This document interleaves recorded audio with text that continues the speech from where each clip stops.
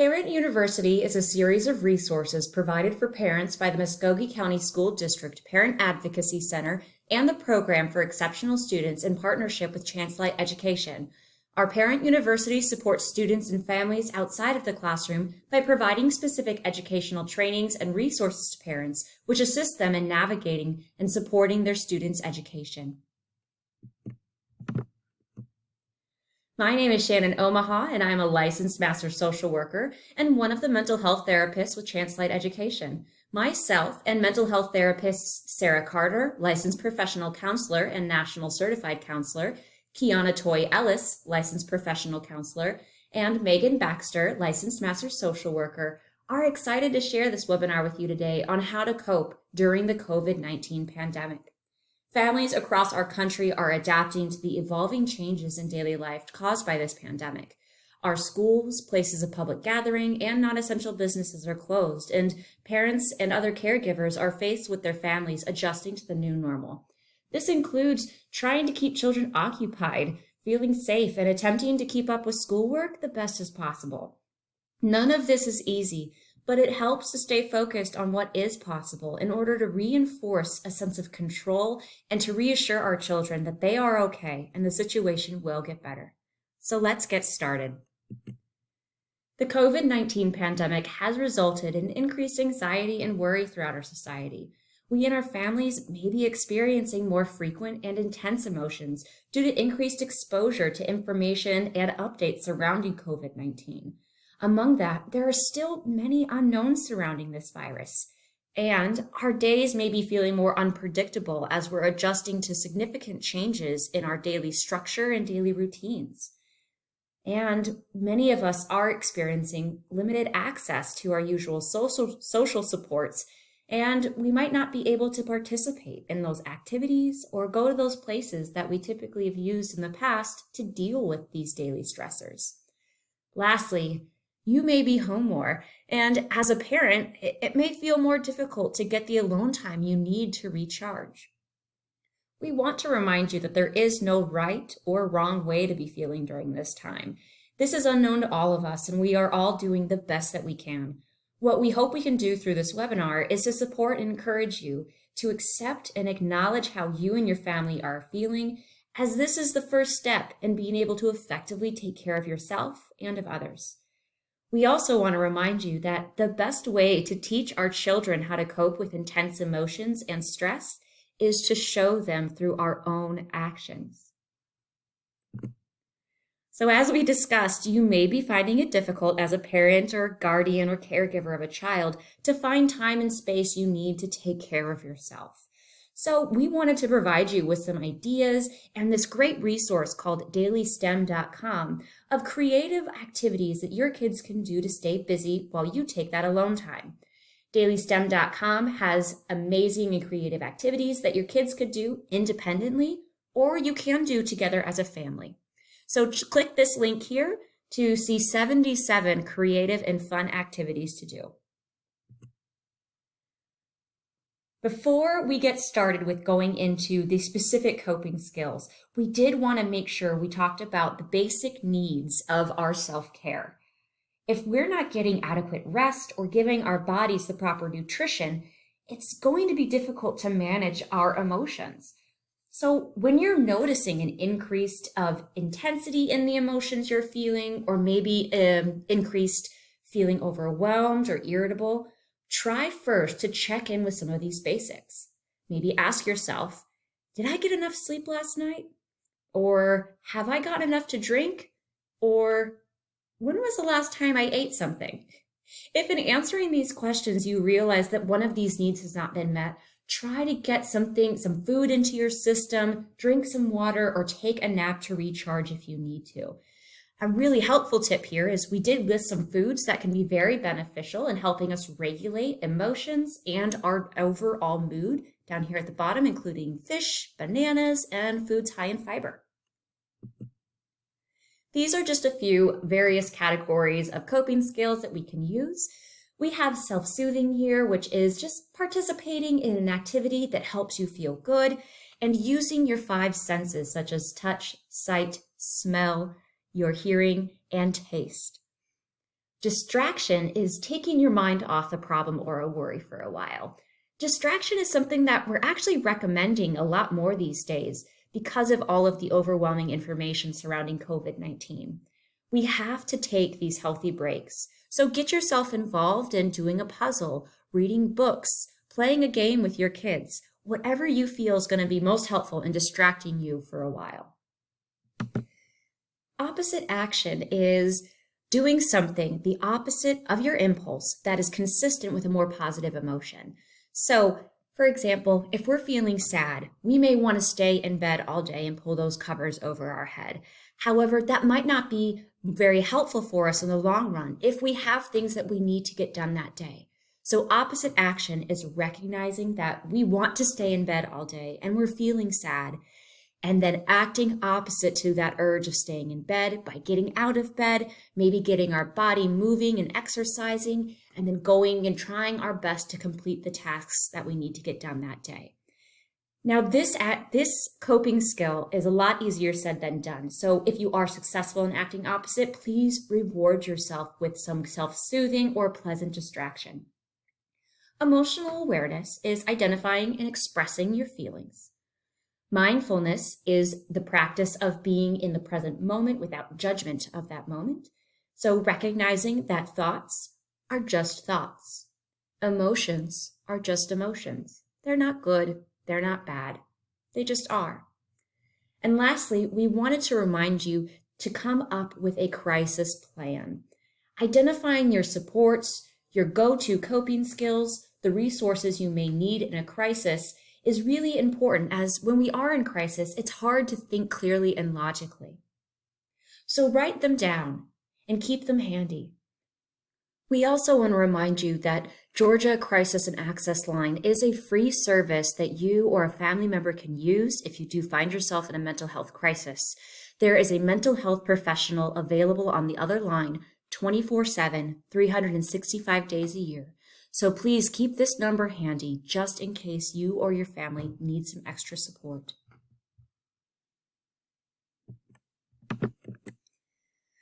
So right now, we may be noticing an increase in depressive symptoms. We may feel isolated and cut off from other people due to social distancing, and we might just be noticing lower motivation and energy to do the things that we need to do or that we used to like to do. So here are some tips on how to combat these depressive feelings. Physical exercise has been proven to reduce symptoms of depression and anxiety. It helps our bodies communicate to our minds that we are alert and energized. Endorphins are also released during physical exercise, which is a great way to boost our mood on a chemical level. Going for a walk is another great way to get our bodies moving, and it allows us time to process our emotions. Getting outside, whether that's in your neighborhood or in your backyard, whether that's alone or if you're able to safely socially distance with a friend, that's great too. But that natural sunlight is also very important to helping improve symptoms of depression or feelings of sadness. Listening to music can also help in shifting our mood when we're feeling low. So find some songs that inspire you, that bring you joy or energy. Make a playlist that you can listen to when you need it. And COVID-19 has been particularly difficult for many of us as, like I said earlier, we are maintaining that social distancing. So remember, just because we are socially distancing does not mean we have to emotionally distance ourselves.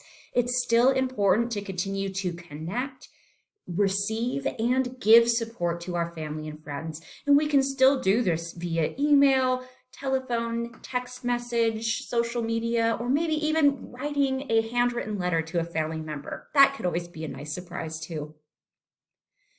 Building mastery is the action of doing one thing a day that makes us feel confident and in control.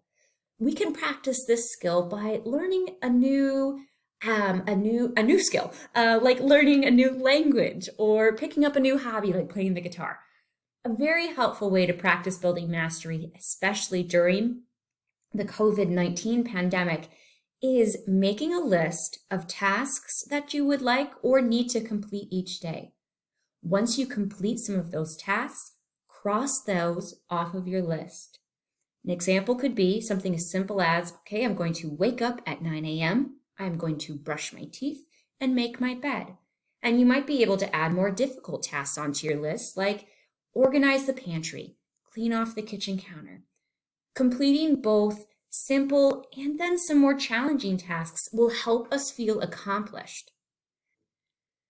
And we'd also like to encourage you to maybe on that list add at least one pleasant activity each day. At least one pleasant activity each day. So that can be something like taking a hot shower or bath, maybe eating our favorite snack or playing a game. Whatever activity brings you joy and comfort. So as we talked about before, along with some of these depressive symptoms we might be noticing, anxiety and worry is a very common response to the COVID-19 pandemic due to all of the unpredictability and uncertainty of this time. A way to manage this is to give ourselves a worry window. This is allowing yourself a set amount of time each day dedicated to worrying. The reason behind this is many times when we try to fight or push our worries away, we find it becomes harder to let those worries go. Also, in small and manageable amounts of stress and anxiety, these emotions can be helpful for us. These emotions are the ones that motivate us to do things like study for a test or stay educated on important information related to COVID-19. So it can be important to set aside some time each day to allow yourself to worry, do any research you might need to do, but then put that worry away once your timer goes off. Writing and journaling can also be effective in helping us process our worries and emotions. It's a way to activate a part of our brain which uses logic and critical thinking.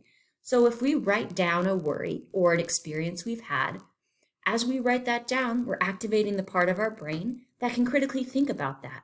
So maybe now we look at this worry and say, okay, is this something that I have control over? Do I have to find a solution to this problem right now? And once you have completed your worry window, and maybe you've done some of your writing and critically thinking even about what's been going on or your experiences, again, we want to remind you to distract. Get yourself involved in a puzzle, coloring, watching a movie, playing a game with the kids. Give yourself that time to take a mental break from what you were worrying about before. Meditation is a great way to help calm our minds down and help us reconnect to the present moment. And yoga is wonderful in helping us release any of the body sensations that we may be having as a result of the anxiety and stress. YouTube has great free resources of guided meditations or yoga practices that you can access.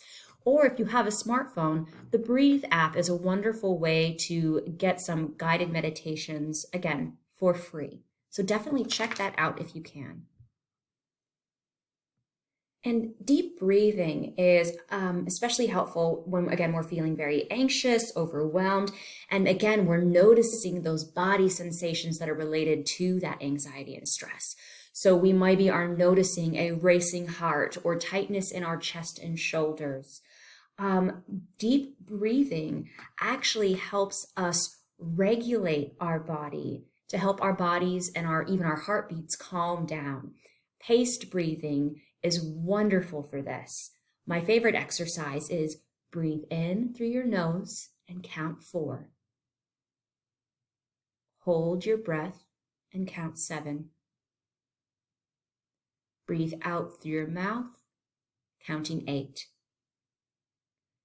This exercise, like I said, helps regulate our body to decrease that physical distress we might be feeling.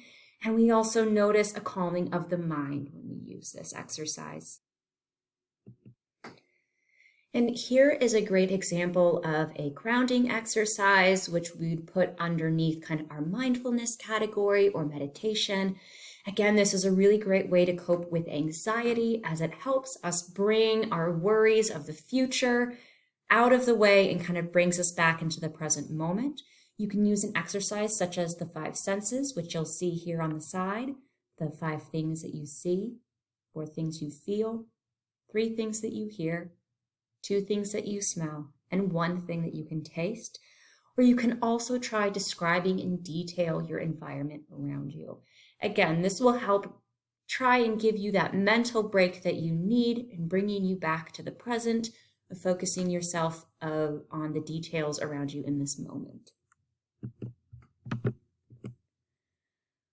So, like I mentioned just before, anxiety does tend to increase as we notice those worries and thoughts about the future coming up. Often unhelpful patterns of thinking, such as playing out the what if this happens or worst case scenarios. We must retrain our brains to learn new ways of thinking about situations instead of falling into the usual patterns that will feed into our anxiety, like the what ifs and the worst case scenarios of the future. How we do that is we can ask ourselves some questions. If we notice kind of that ruminating or that thought or worry that just keeps coming back, you can ask yourself, how do I know this anxious thought is based in reality? How likely is it that this fear will actually happen? Is there another more realistic way to think about what could or will happen? And can I visualize a more positive outcome?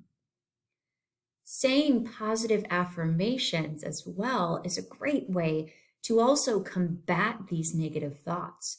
Right now, we've noticed these ones being helpful during COVID-19 of, I believe in my ability to get through tough times. I can take things 1 day, 1 hour, or 1 minute at a time. And this is hard, but I can get through hard things. Here are some additional kind of questions that you might be able to ask yourself when you are trying to challenge that negative thinking to help stop or decrease the anxiousness that you might be experiencing. So we wanted to talk to you a little bit also about this irritability or anger, or maybe just kind of noticing a short fuse.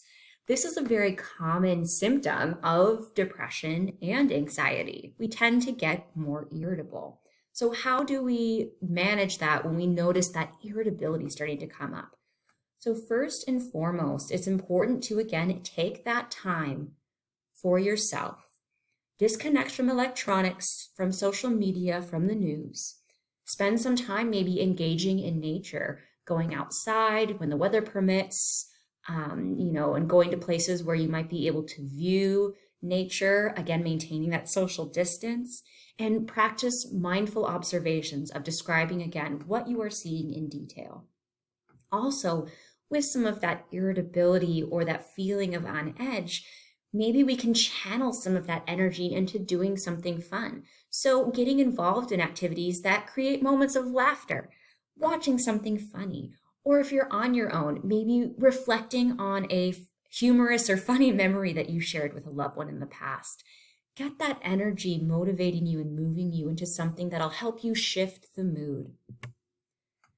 Also, talking about what you're experiencing is so important.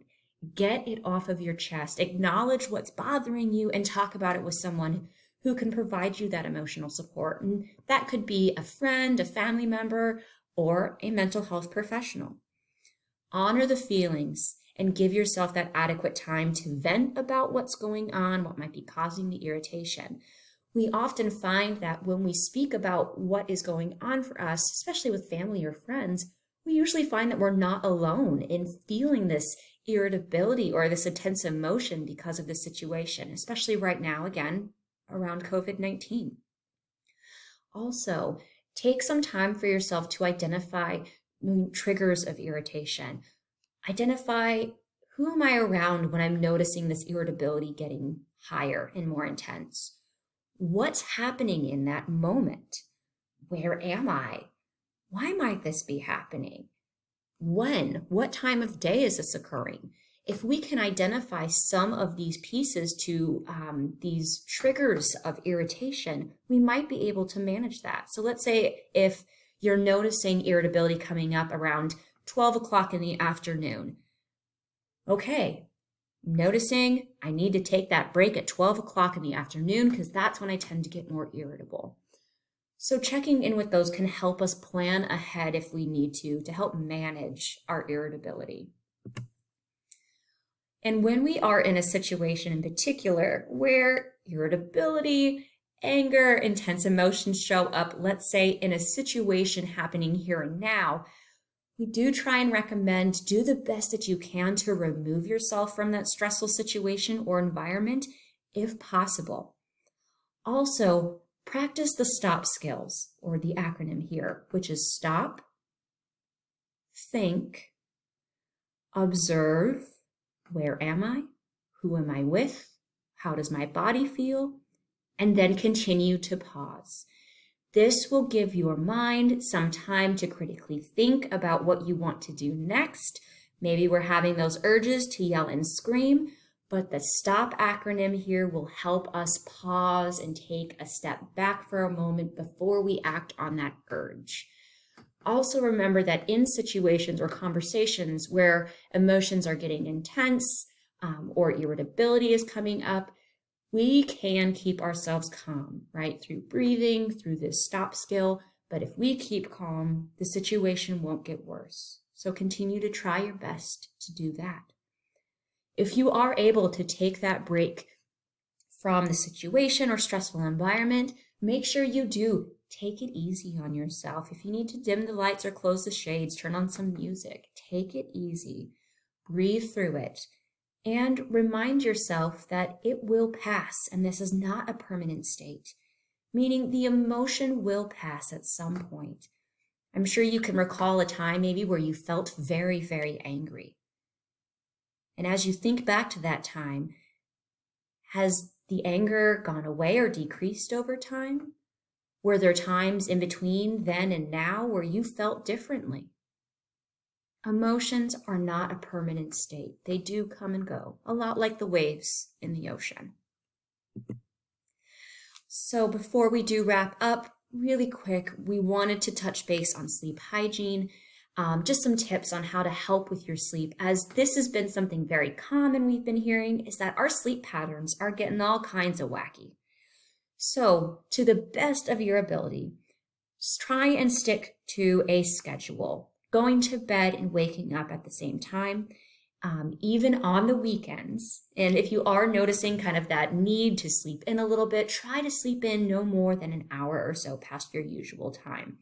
Establishing a bedtime routine can be very helpful.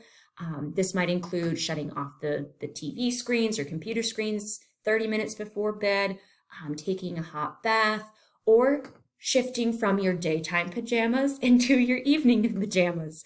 That's also very common. We've heard having daytime pajamas and evening pajamas, but we just want to make sure that we're shifting into evening pajamas before bed.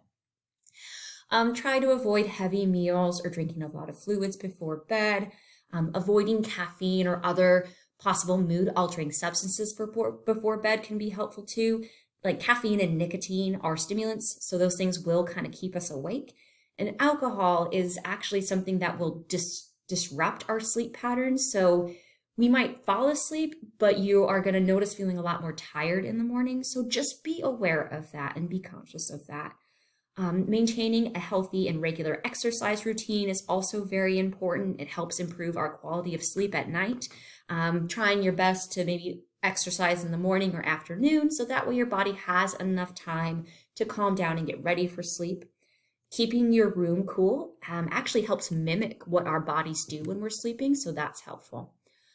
Sleeping at night, unless of course you work night shifts, then you would have to switch that to sleeping in the day. But if you can primarily sleep at night, definitely do so. If you need a nap, try to sleep no later than 3 p.m. and try to take a nap that's less than an hour or so, or else you're going to start going into a full REM sleep and you're going to wake up feeling probably groggy and just not on top of your game. Keeping it dark, quiet, with no screens is important.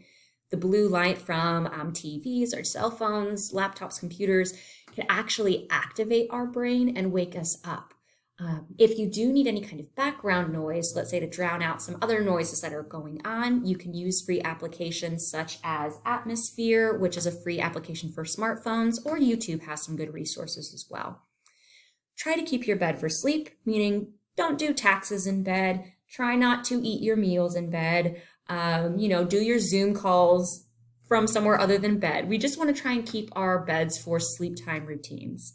The soak and sack out, again, those hot showers are really helpful in helping our muscles relax. Also trying not to rely on sleeping pills. If they're prescribed to you, use them through doctor supervision. However, try some of these more natural ways to help you fall asleep. And then if you are noticing that the difficulty is still there, talk to your doctor about your options. Please just make sure that if you are on sleeping medications, that it is under doctor supervision. Lastly, don't catastrophize. Remind yourself that it's okay and that you will fall asleep eventually. Many times what can keep us up for the longest is the thoughts of, man, I can't sleep and now I'm going to have to get up and I can't believe this. Just try to remind yourself it's going to be okay and you will fall asleep eventually. Okay, so again, we want to remind you to try your best to practice these skills as often as you can. Find the ones that work best for you. Practice them as often as you can, as this will help the skills become more accessible to you when you need them the most. And it gives you more opportunity to model those skills to your kids or to your families to help them manage and regulate these intense emotions we might be feeling right now. We thank you for watching this video today. ChanceLight Education and the Muscogee County School District are here to support you. Please feel free to reach out if you have any questions or need additional supports. Thank you.